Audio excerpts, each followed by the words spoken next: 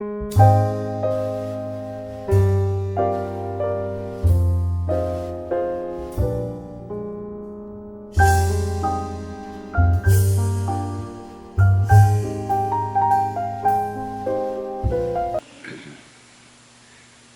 everyone to Central Auto Racing Boosters 2020 CARB Hall of Fame inductee interviews. They're all on video, and we have got Mike Kraft of Cheeseworks Video. He's actually with us.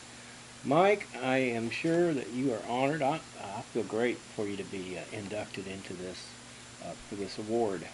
Greg, I do feel honored, and just let me say that for this to happen with the first time right out of the box, why, I was just totally surprised. I had known Justin Lawson had told me that he was going to nominate me for the Carb Hall of Fame, but I thought never happened on the first ballot.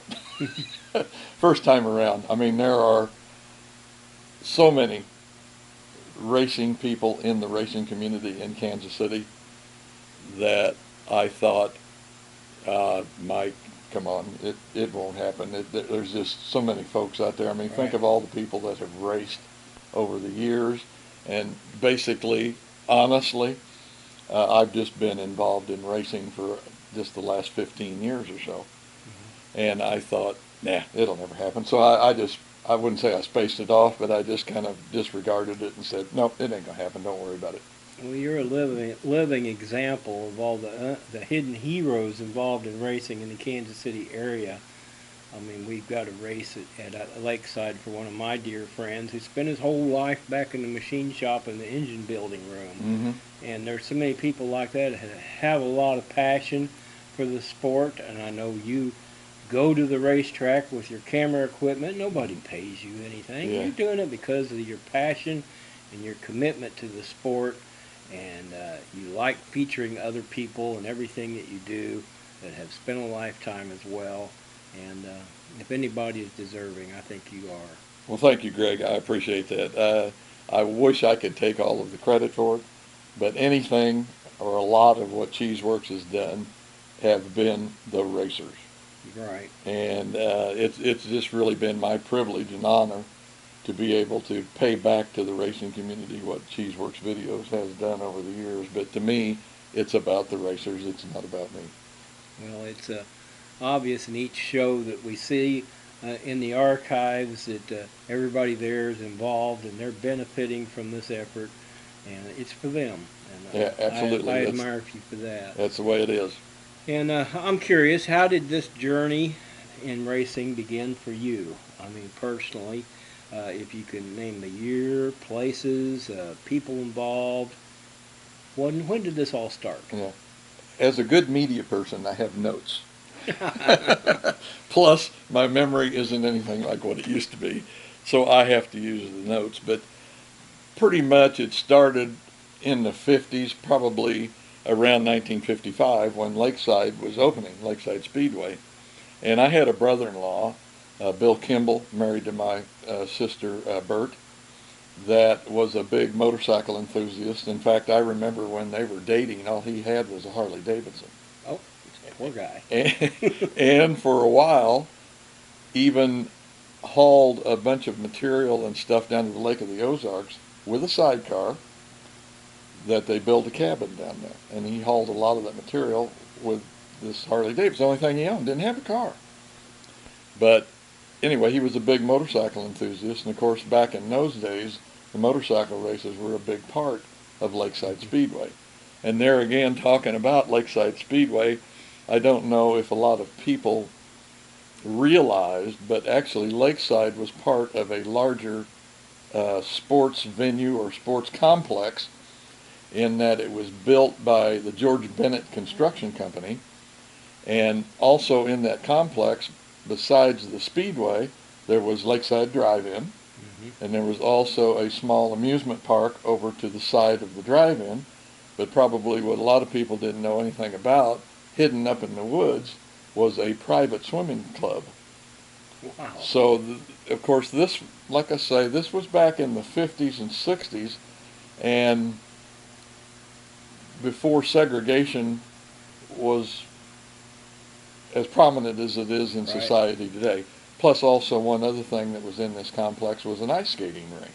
Wow. But most people didn't know that that's what Lakeside was. It was part of this complex. But anyway, my brother-in-law Bill used to take me out to the races out at Lakeside. And in fact, if I remember correct, I think my brother may have taken me there in 1955 when they had the first race. In fact, the first race I remember seeing was convertibles, Wow. if I remember correct. All right, that was like, that's what NASCAR promoted heavily, was convertible races Right. as an alternative to the Yes. main division. Right. But that's more or less where it first got started, was going, I mean, just like I think anybody that probably goes to a race for the first time, it's the speed, it's the excitement, the exhilaration of what's going on. It's a happening of which, remember, back in the 50s and 60s, there weren't very many happenings. Right. Well, I think we did have some TV, but, there wasn't a lot of other things to do, and certainly none of the stuff like the kids and people have nowadays. But that kind of started it out, and then shortly thereafter, I believe it was probably would have been in the middle 60s, the wife and I, after we got married in 62, we started going out to Riverside. Of course, we lived in North Kansas City, so it was like a 5-minute drive to Riverside. But we would go out there, and then, of course, my cousin Charlie would be there racing, Charlie Kraft. And I can remember we would go in the stands, and we would go up and sit with his wife Betty and their oldest daughter Debbie, who is now, of course, known as Debbie Bergman, who has been a scorekeeper, works at the back gate at Lakeside still. But she was, well, I would have been probably about 20 at that time. She was probably about the same age, maybe a little younger, I'm not sure. Trophy girl sometimes. Mm-hmm. But one of the things that I remember in particular about that was I can remember sitting there and telling Betty, and I think I was looking at a Speed Sport News when I was doing it, and I told her, I said, Betty, I said, I think someday I would like to be involved in something not around motorsports, not having any idea of what that might be. I think I was probably thinking about writing for a racing newspaper, but just not really having any idea. How did I know that just probably about 50 or 60 years later that it would materialize and I would actually start doing some media work around racing. Yeah, that's interesting. So that's kind of how it kind of transpired and how it come to where it is now. All goes back to maybe at some point in time in the 50s you saw some television that kind of ignited something in you. I think it was Speed Sport News, to be honest with you. To be able to sit down and read about races all around the country. Racers that you kind of knew the name of, or you might see at Indianapolis at the time. Right. And thinking about them, but you could pick up Speed Sport News. Hey, A.J. Foyt, what he won his first race at Olympic, if I remember right. Right. First was a midget race, I think. Mm-hmm. A.J. Foyt, and of course some of the drivers that we had here around the Kansas City area that went on to race at Lakeside, following that, or right at Indianapolis, I'm sorry, but following them and seeing how they did, and I mean even into the Wells, people like that. It reminds me of my own upbringing. I mean, I spent more time, of course, at the newsstand than anything else back then because they were prevalent. And I would get Stock Car magazine and read about my heroes. Uh-huh. And of course, ABC's Wide World of Sports. Yes, absolutely. Left an impression on me. Yeah, without a doubt. So I can relate to. Yeah, without a doubt. That's where it came from, I think. I don't quite go back that far, but anybody that knows when Lakeside Speedway opened in 1955, that seemed old to me. It was old. I think I was 12. Yeah. Actually, when I went there. Well, my dad took me there in probably 65. Yeah. Maybe a little later. But, yeah. It's a great family experience, and I'm so glad to hear about you going to see your, was it your Uncle Charlie? Cousin Charlie. Cousin Charlie Cousin Charlie. Kraft. Drove the cheese car. Cheese colored.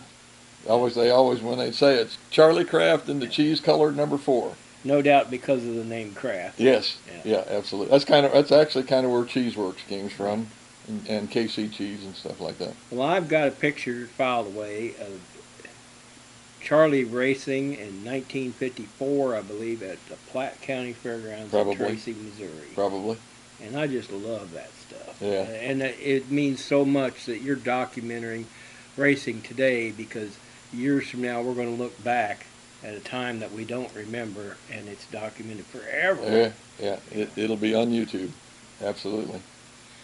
Was there one person that played a big role in getting you started in the media side of racing? Actually, there is. By accident, more or less. I was going out to Lakeside. I had retired in 2002. And I was going out to Lakeside to go to the races. And the announcer out there was Bob Libby. Mm-hmm. Well, Bob and I had gotten to know each other through racing radio-controlled cars. Oh, great. And we had done that, a couple of years together. So I knew Bob, and we were friends. And I went out there, this would have been 2003, and just happened to go down to the pits that night. I don't know why, because I didn't normally do that, because it was another $10 or whatever to go down there, or more than that probably. But I went down there, and there was a crew from Metro Sports was down there, and they were shooting some video. Well, Bob just happened to come down in the pits, and I stopped him, and I said, "Hey, Bob," I said, "what's going on here? What are they doing?" I said, "They're going to start shooting video every week." Because at the time, they did have a weekly racing show on that Jennifer Jo Cobb hosted with some of the guys there from the station. And he said, no, he said, they're not. He said, they are shooting a special for Father's Day. He said they're doing a special with Tom Charles and Danny Charles. Mm. And I said, do you think they'll be back to shoot any more? "Oh, I doubt it," he said. It's just a special deal for Father's Day. So I asked him, I said, I just got a new camera for a retirement from our good friend in Birmingham, Alabama. And I said, if they would be interested, I could probably put some highlights together, shoot some video and put some highlights together, which I had no idea how to do it. Mm-hmm. I mean, I'm speaking out of my mouth, but my brain doesn't know what's going on. I said, "I can probably do that." He says, "Well, let me check with him." I said, "Okay." Well, now this is 4:30 the next Friday afternoon, and the races are at 7. Bob calls, and he said, "Hey, Mike, you coming to the races tonight?" And I said, "Well, sure." "You going to bring your camera?" And I said, "Well, I wasn't." He said, "Well, I talked to Metro, and they said that if you wanted to do that, they would look it over and see whether, they could use it, and they give it a try." So I said, "Okay." So I took my camera, shot the video, came home, had no idea how I was going to transfer it from mini DVD, right, I think it was, mini to DVD. Regular VHS to send to them in a format that they could use. Had no idea, Greg. Right. I mean, I got home and I'm scratching my head for the next day or two thinking, how am I going to transfer this over? Well, I finally figured it out and worked with them and finally got that started, and I think I ended up, the program lasted for 2 years, if I remember right. Huh. And I ended up supplying Metro with video. Well, it ended up from Lakeside, I-70, I-35, and I think I even had some from Adrian, because I've looked back through some of that old stuff. They actually had me on the program, I think, 3 times. And that was fun to go in and actually be in a professional studio and do stuff. But anyway, Bob Libby is the one that more or less, to answer your question simply, got me started in that he made the arrangements and talked to Metro, and that's how that got going. We all miss Bob Libby. Absolutely. He was a wonderful asset to the racing community. Absolutely. He did a lot of announcing at various racetracks. And, I think of him often. Yeah. So. There again, talking about this deal with CARB and the Hall of Fame, course, I'm sure Bob will be there someday. But when I stop and think about me going in, I think, gee, Mike, you are going to be the second media person to be inducted into the Carb Hall of Fame. Of course, Tom Wilson being the first, Right. who, of course, the award that they give at the Carb Banquet every year is the Tom Wilson Media Person of the Year. But I am going to be the second person to be inducted into the Carb Hall of Fame from the media side, and to think back of all the different announcers and people that have worked around racing is what I like to call it. Including Fred Broski, who's And been Broski. on the show that Yeah, we do. yeah. And I can see how you might feel overwhelmed. It- I mean, it- Tom Wilson, Bob Libby. That's what I mean. There's so many people out there. I mean, just the track announcers alone in this area, and we've had so many, that for me to be able to have this honor is beyond what I can comprehend. Remember Haas, Yes, Harkness? at Riverside, absolutely, I do. There's been some characters Yes, on the microphone. there sure have, including yourself. What were some of the early projects that you were involved in? Does this fit into the Well, I Metro think Sports? I was going to say I may have jumped ahead of myself there and answered that question, but that's pretty much it. Let me look at my notes here, and I'll tell you some other things that I think I did there. I know I also did actually a racing show on 610 radio. Oh, That did not last long. I kind of got in on the end of it. I think that show was on for about a year or so. I think Rick Sanders and right. I remember that. Rick Sanders. Inside Sports, I think it was called. Or Yeah. In the Pits. No, maybe. no, that was a website. Inside Motorsports. Inside Inside Motorsports, Motorsports. KC. KC. Plus, he had a website. Rick Sanders did, but him and I'm having one of my brain fades. I didn't write it down. The announcer at I-35 that's been on the show with us, Mark Morrell.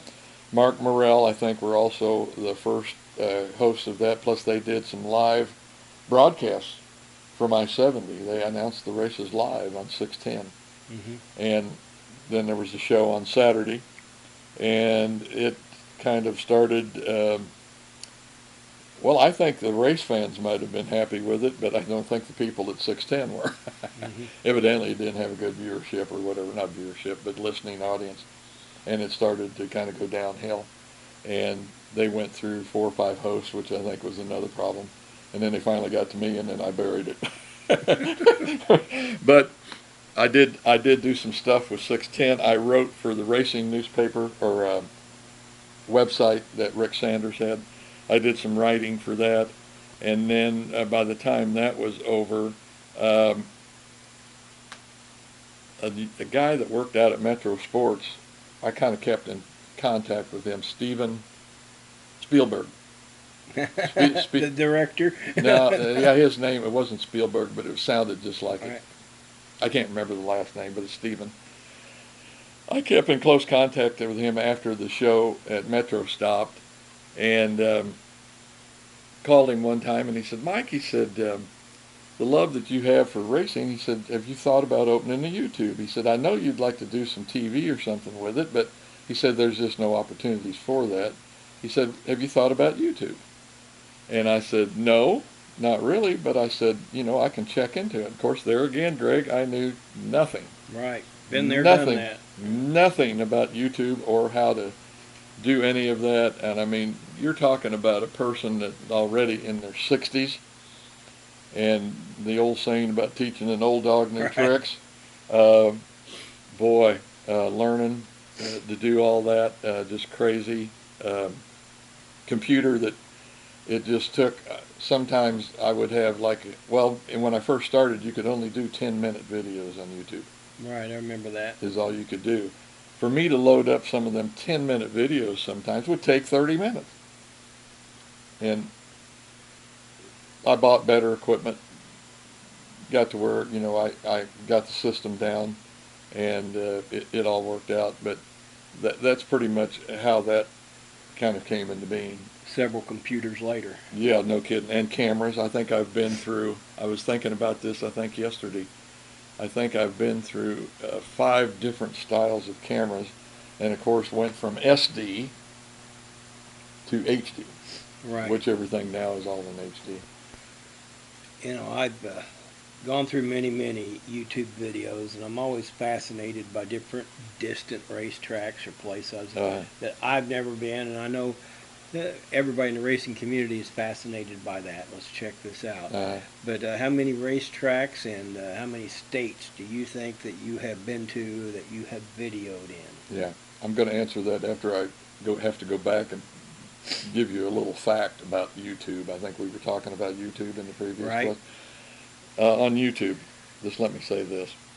I looked today to check and find out, and I've got over 1,700 videos On YouTube. on YouTube. This has been in 12 years. Wow. 1,700 videos, and they have gotten 2.5 million views. Wow. That's in 12 years. But anyway, I forgot, what was the question? What tracks have I been to? Right, and every time you go to your track, you attract a new audience because, hey, you can see me racing on YouTube. Yeah, yeah. So there's a lot of your viewership there ends up that way by going to different places. Yeah. So states, tracks, how Okay. many have you been to? Here's the states. We've got Missouri, Kansas, Iowa, of course, which are all right around here. I've been to Minnesota, Florida, and Washington, the state of Washington. Wow. To do that. I mean, that's only 5 tracks, but think about that. That's from one corner of the United States to the other, and then pretty much here around the central region. In Missouri, are we ready? How about Valley, CMS, I-70, I-44, Lebanon Midway, Double X, Springfield, I-35, US 36, Bethany, West Plains, Moberly, Sweet Springs, Lucas Oil. And I might have missed one there somewhere. I'm not sure. I don't know how many that is. Kansas, Lakeside, Humboldt, Caney Valley, Topeka, Salina, Hayes, Goodland, I can't read that one, Dodge City, I can't read what that is.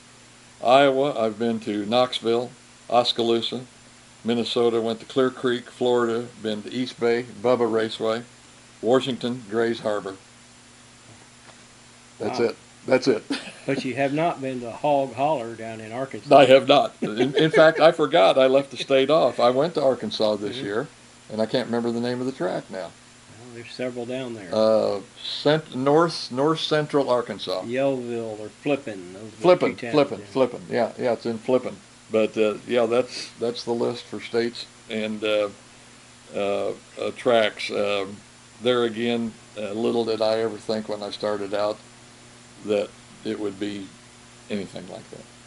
Well, now once you discovered YouTube, you've also discovered Facebook, which is a huge social media device that you're using. And how has Facebook and other social media influenced your approach to racing in this modern day?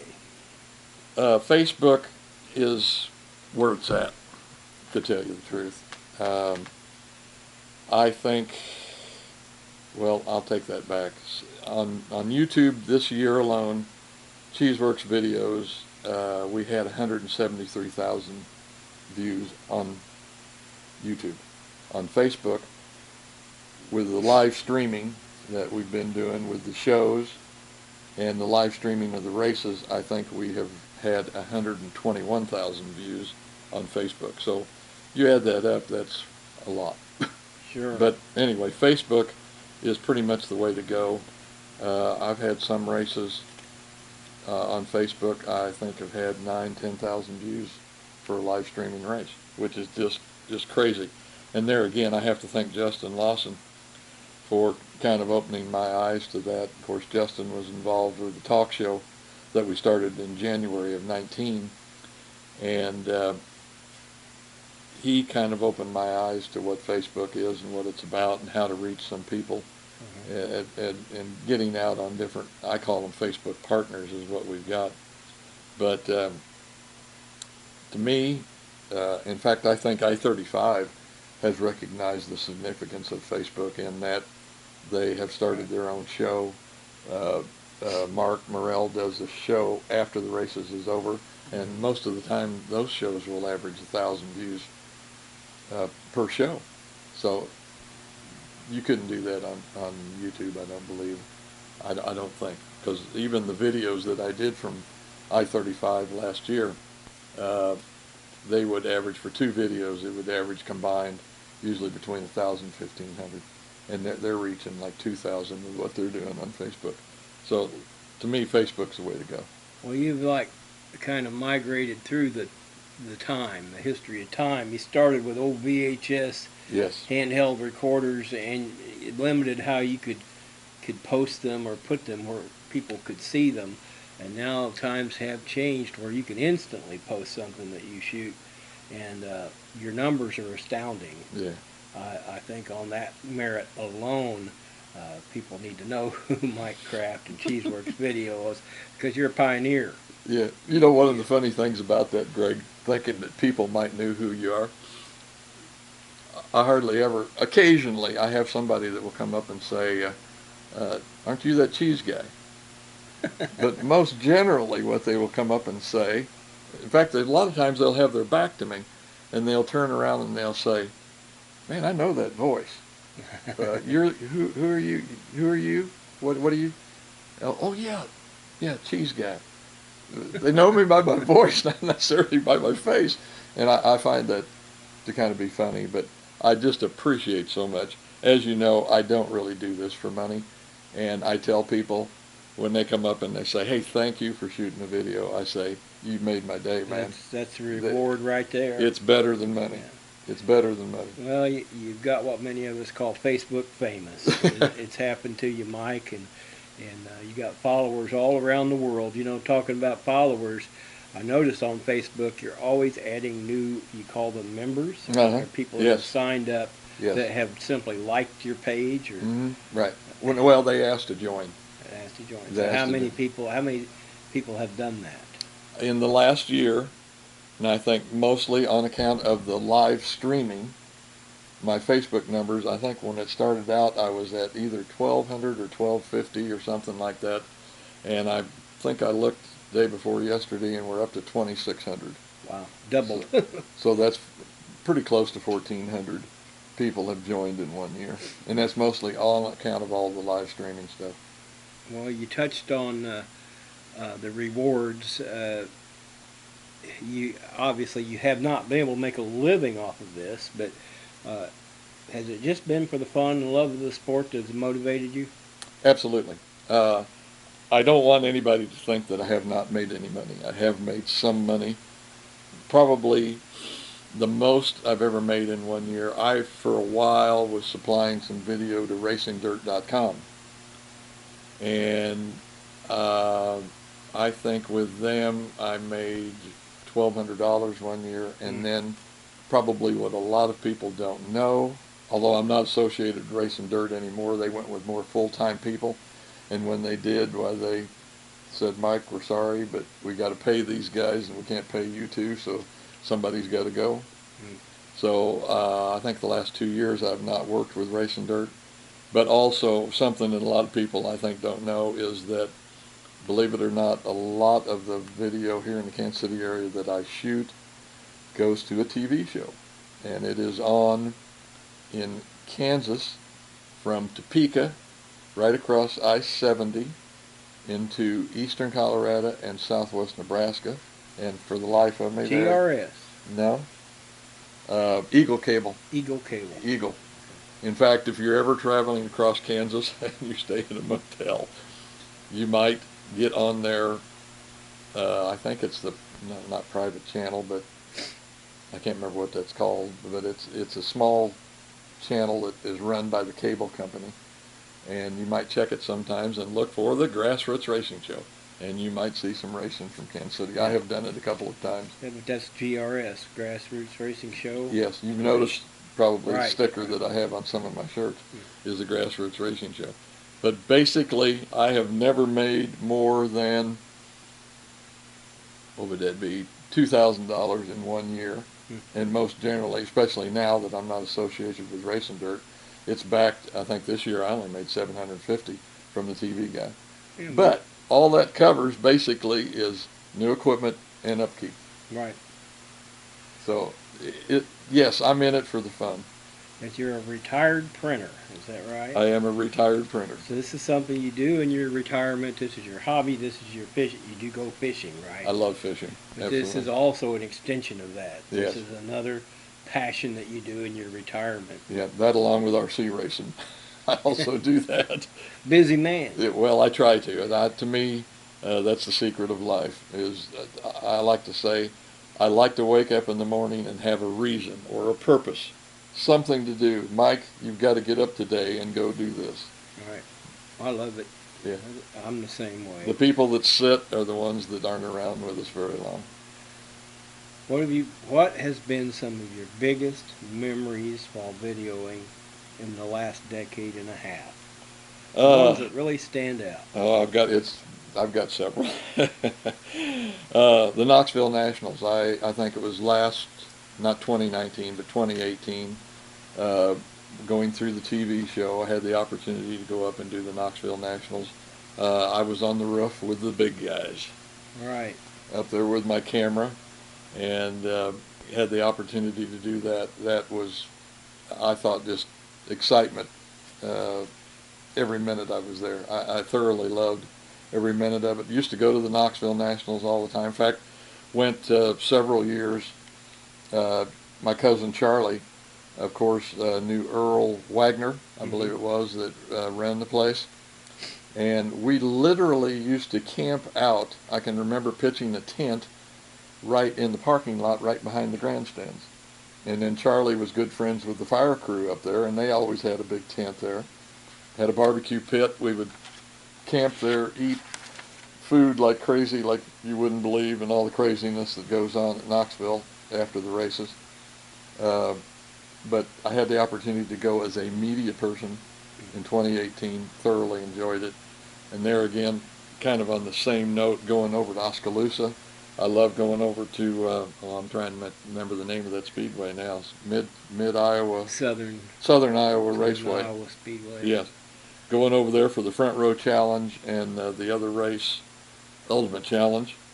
I've been to Lucas Oil, or I'm sorry, I have seen the Lucas Oil late models, of course, down at East Bay. That's something usually that I film down there every year. It's just a really exciting event. I absolutely love that. Uh, how about the I-70 race when they ran the NASCAR trucks out there? Love that. World of Outlaws, I usually do them every year at Lakeside.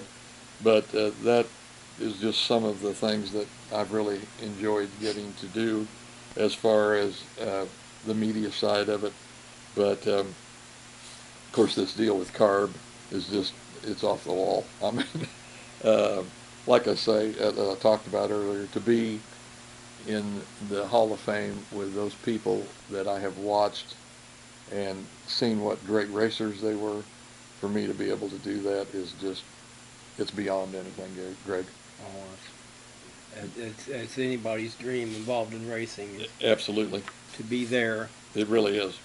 Why is it that you've been so in tune with the local racing community in your work in the media? To me, the local racer is the heartbeat of racing. I mean, it's where they all start. No matter how big or great or grand or what, or wherever they end up, they all start as a weekly racer somewhere. And to me, these people, for one, stop and think about it. They all put their life on the line each week. Exactly. I think people forget that. They think they're just going out there having a good time. The fans are. But these racers are putting their life, their livelihoods, everything on the line. I mean, think of, well, working at Valley, the guys that have gotten hurt in sprint cars out there have been off for weeks, rehab stuff. They're taking a chance on all that every week. Right. Plus the time, the energy, the money that they put into it, and what do they get back a lot of times? A trophy or a minute interview in the winner's circle. Right. There's not much comes back their way. And to me, that's why I like doing the local racing. Plus, they're people, Greg, just like you and me. You're a racer. You know what it is. Oh, it's an awesome feeling to participate in racing at any level. It's something personal. It fulfills your heart, your soul. It's so many people. That's what they're all about is racing. Absolutely. And it's at the local level. It's not NASCAR. No. And like I say, they get very little time in the spotlight, and I just feel like they deserve more, and I try to give it to them. Well, if someone wants to start working on the media side of racing, what would you tell them, Mike? Yeah. Start small. Just like racing. Sometimes I see people that dive into it with both feet and they're in way over their heads. And believe me, in the media game, man, that can happen really quick. Because I remember when I started out, a lot of times I would have trouble even getting a media pass or whatever to get in. And if I couldn't, why, I would just pay and go in and do my thing and go ahead and do it and post it up and do whatever. But my advice is to start small behind the camera. Don't expect to be jumping out there and doing, stuff that is going to make you look bigger than what you are. Right. I can remember the first time I tried to even do an intro to a film, to a video. Me and my boy Donnie were down at CMS, and first off, I was so embarrassed and whatever. The only way I could do it was I had to go in between the grandstands where nobody could see me, and still the microphone was shaking so bad I couldn't hardly hold it still to say what I wanted to say. Right. But start small, behind the camera, build yourself and your confidence up, I think is what you have to do to where you finally get to the point where you feel comfortable. Because I think that was one of the other things that was frightening to me when I started was, hey, I'm going to be talking to a Tom Charles or a Tim Carrick or some of the big A-mod or late model drivers. And first off, what am I going to ask them? That's of interest that people are going to want to know or enjoy them answering. And one of the things that I always tried to do was talk to them like it was a race fan, something that you really wanted to know. Like, Greg, what was it like in that race car? I want to know what it feels like out there racing. What's it like? Oh boy. But after a while, you develop that confidence and the shaking goes away and you start thinking of intelligent things to answer them. Right. I kind of got a kidding thing that I say to myself sometimes is I'll ask a dumb question and you give me a dumb answer. I know that doesn't sound good, but sometimes I feel like that's what announcers do. Right. And it doesn't have anything to do with the race. But anyway, build up your confidence, and when you yourself, and maybe even with feedback from other people, feel the time is right, then go out there and do your thing. That's my advice to somebody just wanting to get into media. Does that sound right? You've been in media for off and on for a while. A TV producer from Springfield told me just take baby steps. Greg, I'm still taking them. So am I, really. Yeah. How do I say this? Is there one thing about you that no one else knows?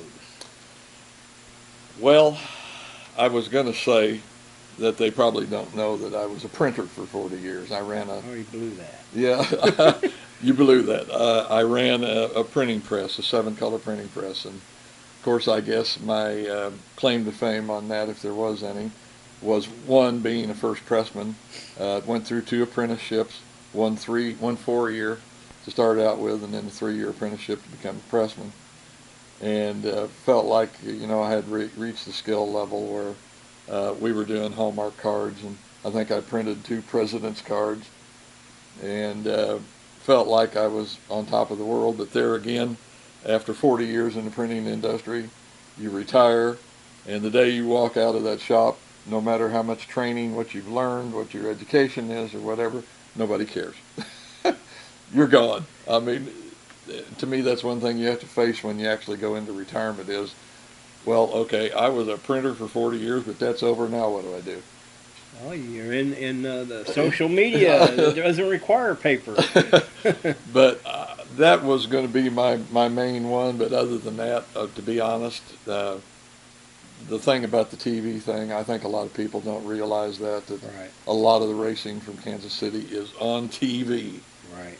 And believe me, it isn't like I haven't checked and tried to do it in Kansas City, but the advertising costs are just, well, I think, what was it, on the Spot 38, I was trying to get the show that we did on the cable outfit on the Spot 38, and I think they were telling me that was it a half hour? It was like a $1,200 sponsor fee to do that. Right. And as you know, Greg, from doing our own little live streaming deal, I'm not real hep on sponsors. But anyway, that's all I can think of for that. Really don't have a good answer on that one. Well, it can be discouraging. I've gone through a lot of the same channels that you have. Been reached to the point where submitted something to Speed Channel, waited and waited and waited, got strung along forever and ever, and you need encouragement. Yeah. So who has been there? Who has been your encouragement when times got tough like that, and who got you going when you were low? Well, of course, it was my wife. Give me a minute.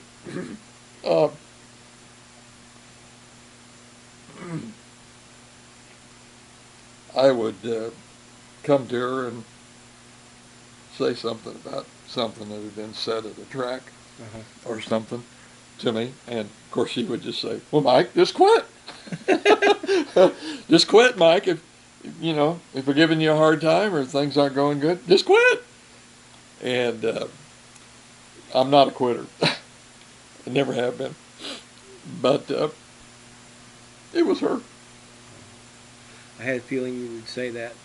We do the show in your house, and I see her picture every time, and I know that she had been such an inspiration to you and such a supportive Absolutely. Person. Absolutely. But her and the kids, and I think probably most of all,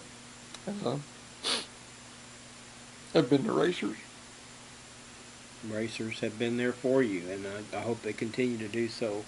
And I think that people will remember your work as time goes by and forever and ever. And it's on record, man. It won't go away. Once again, Mike, from myself at least, in the racing community, congratulations on being inducted to the Central Auto Racing Boosters Hall of Fame, my friend. Absolutely, Greg. I thank you, and I thank the Hall of Fame, Justin, for nominating me. Thank you, Justin. And all the people who voted for me. Amen. Yeah, thank you, Greg. You're welcome. Thank you all for watching this installment of the Central Auto Racing Boosters inductees for 2020. Catch them all online.